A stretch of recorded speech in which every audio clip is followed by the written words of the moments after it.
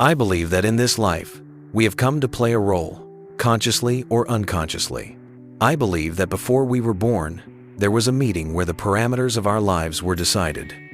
Whether we will be born healthy or with medical conditions, whether we will have talent or not, whether we will be born black, white, or Asian into a rich family or not, whether we will be short or tall, beautiful or not, whether we will have money or not. All of these parameters shape our existence, and each of us has a unique experience and journey on this earth. Even twin brothers don't have the same life. Each of us lives different realities.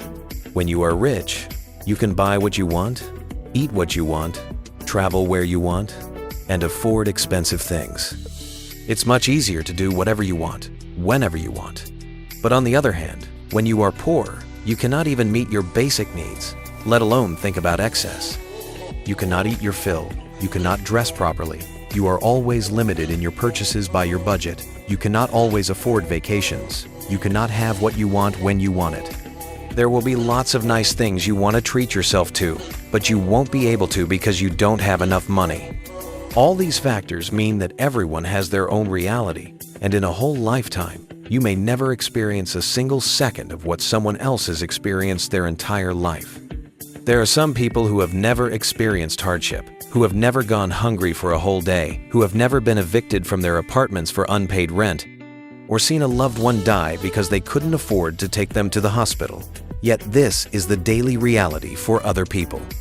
When you are born handsome, tall, and slim, you will have much better luck with the opposite sex, and you will have less frustration than if you are short, fat, or ugly.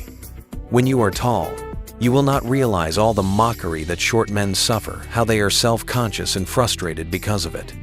There are also people for whom their entire daily life is just illness, hospitals, medical tests, medication, and feeling bad about themselves, while others rarely get sick and are always in good health.